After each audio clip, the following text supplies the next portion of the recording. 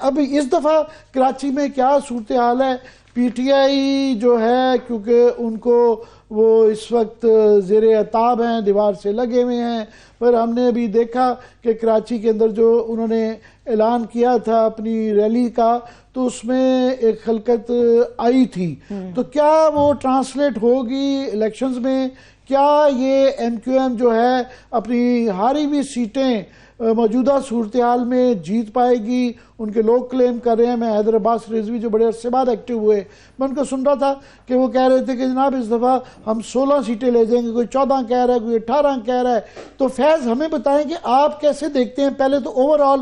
شہری ووٹ کے متعلق سندھ کے پورے، پھر کراچی پہ آتے ہیں۔ بہت شکریہ عامر صاحب۔ دیکھیے جہاں تک سندھ کے شہری ووٹ کا تعلق ہے، جو علاقوں کے نام آپ نے لیے، کراچی ہے، حیدرآباد ہے، سکھر ہے، میرپور خاص ہے، ان علاقوں میں شہری ووٹ پایا جاتا ہے، اور یہ ووٹ اکثر و بیشتر متحدہ قومی موومنٹ کو بھی ملتا ہے، پیپلز پارٹی کو بھی ملتا ہے، جی ڈی اے بھی یہاں سے اپنا کوئی نہ کوئی حصہ لیتی ہے، جمعیت علماء اسلام کو بھی کچھ پاکٹس میں ووٹ مل جاتا ہے۔ اب اگر کراچی کی ہم بات کریں کہ متحدہ قومی موومنٹ کہاں کھڑی ہے، تو خالد مقبول صدیقی تو یہ کہتے ہیں کہ 2018 میں ہم سے کراچی لیا گیا تھا اور اب 2024 میں ہمیں کراچی واپس مل جائے گا اور یہاں ہم تمام نشستوں پہ جیتنے جا رہے ہیں، یہ ان کا دعویٰ ہے۔ اچھا، جہاں تک پی ٹی آئی کی بات ہے تو پی ٹی آئی کی ایک لہر، توانا لہر موجود تو تھی، لیکن جب ان کے پاس بلے کا نشان نہیں رہا تو اس کی وجہ سے مسئلے پیدا ہوئے، اور پھر جو آپ نے بتایا کہ 3 تلوار پہ جو انہوں نے احتجاج کیا تھا اس میں قابل ذکر تعداد ضرور جمع ہو گئی تھی، لیکن اس کے حوالے سے پارٹی کے اندر خاصے اختلافات پیدا ہوئے ہیں، کیونکہ وہ یہ کہہ رہے ہیں کہ خرم شیر زمان نے سب کو جمع ہونے کا کہا 3 تلوار پہ، جبکہ پارٹی بانی چیئرمین کی طرف سے ہدایت یہ تھی کہ اپنے اپنے حلقوں میں احتجاج کیا جائے۔ جب وہاں پہنچے، پولیس کے ساتھ تصادم ہوا تو اس کے بعد کوئی تقریباً 4,500 افراد ایسے ہیں جن کے اوپر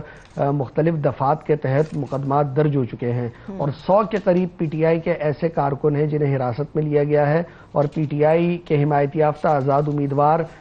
کل تک بھی جو ہے مختلف عدالتوں میں اپنی ضمانتوں کے لیے پھر رہے تھے، تو ان کے لیے ایک یہ مسئلہ پیدا ہوا۔ پہلے کسی نہ کسی طور ان کی کیمپین ہو رہی تھی کچھ علاقوں میں، لیکن ان گرفتاریوں کے بعد اور جو 3 تلوار پہ جو واقعہ ہوا اس کے بعد وہ کیمپین تقریباً ختم ہو گئی ہے، اور اب جو علاقوں میں ان کے اگر تھوڑے بہت لوگ نکل رہے تھے وہ بھی نہیں نکل پا رہے، تو یہ ایک صورتحال ہے۔ پیپلز پارٹی کے کراچی میں اپنے کچھ روایتی حلقے تھے، لیکن اس بار پیپلز پارٹی نے پلاننگ کی اور ان علاقوں میں بھی کام کرنا شروع کیا جو روایتی طور پر اس کے حلقے تصور نہیں کیے جاتے تھے۔ ایسٹ ضلع شرقی کے علاقے گلستان جوہر، وہاں پر ایک بہت بڑا آفس بنایا گیا ہے، الیکشن آفس ہے، پہلی بار ایسا ہوا ہے کہ وہاں کیمپین چلائی جا رہی ہے، اور اس کے ساتھ ساتھ متحدہ قومی موومنٹ سے تعلق رکھنے والے بعض اراکین اسمبلی سابق وہ بھی اب پیپلز پارٹی کا حصہ ہے، اور پیپلز پارٹی نے اس طرح سے جو خاص طور پر وہ لوگ جو ایم کیو ایم سے متعلق تھے یا اس کے ہمدرد اور ووٹرز تھے ان لوگوں کو شامل کر کے بھی ٹکٹس جاری کیے ہیں، تو ان علاقوں کی طرف بھی ایک رجحان پیپلز پارٹی کا نظر آ رہا ہے۔ پھر یہاں پر جماعت اسلامی اپنی مہم چلا رہی ہے، اور ان کی جانب سے باغ جناح میں ایک بڑا جلسہ بھی ہوا تھا اور کارنرز میٹنگ سے سلسلہ جاری ہے، متحدہ قومی موومنٹ بھی کر رہی ہے، لیکن مسلم لیگ نون جو ایک بڑی جماعت ہے اور پنجاب میں اس کا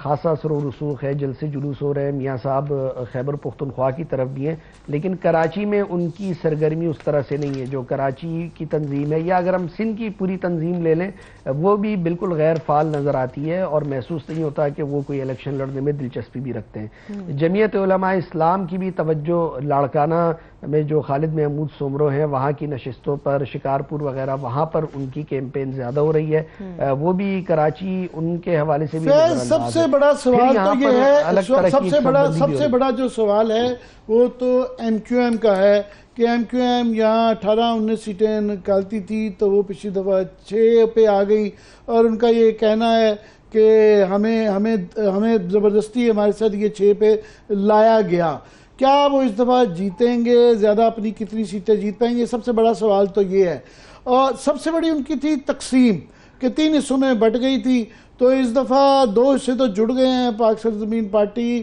اور جو ایم کیو ایم پاکستان وہ کٹی ہو چکی بھی ہے، مگر ابھی بھائی کی آواز جو ہے وہ بھی سنتے ہیں، کبھی سنتی ہیں وہ بھائی کی بائیک آؤٹ چاہتے ہیں، کبھی وہ انڈیپینڈنٹ دیں گے، وہ کتنی میٹر ہے نہیں میٹر کرتی، آپس میں تقسیم کی ایم کیو ایم کی کیا صورتحال ہے؟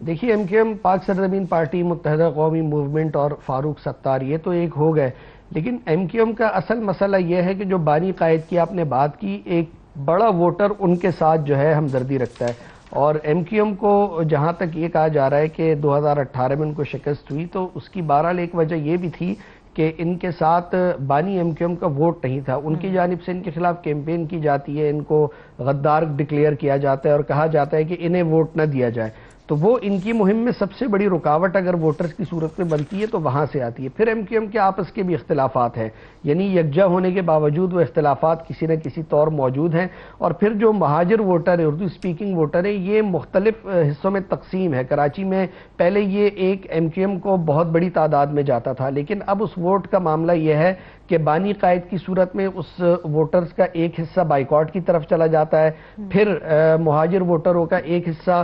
پاکستان تحریک انصاف کی طرف گیا، جماعت اسلامی کی طرف بھی جاتا ہے، پھر اس کے بعد ایم کیو ایم اور ٹی ایل پی کی طرف بھی ووٹ جاتا ہے۔ تو وہ ووٹ جو 2018 سے پہلے 2013 تک بھی یکجا تھا، ایک جگہ پہ تھا، اب وہ 3-4 دھڑوں میں 3-4 جگہوں پر تقسیم ہو چکا ہے، تو اس کے بعد ایم کیو ایم کے لیے وہ ووٹ لینا خاصا مشکل ہے۔ پھر ایم کیو ایم کے حوالے سے ایک بات یہ ہوتی ہے کہ ہمیشہ ہر حکومت میں رہتے ہیں، اور اگر وہ حکومت ختم ہونے والی ہوتی ہے تو اس کا ساتھ چھوڑ دیتے ہیں اور دوبارہ ڈیل کر کے پھر اس کا حصہ بنتے ہیں، تو اس تاثر نے بھی ایم کیو ایم کو نقصان پہنچا ہے، کیونکہ لوگ یہاں بات کرتے ہیں کہ کراچی کے حوالے سے جو ان کے بنیادی نعرے تھے ان کے اوپر انہوں نے کتنا عمل کیا۔ تو آپ یہ کہہ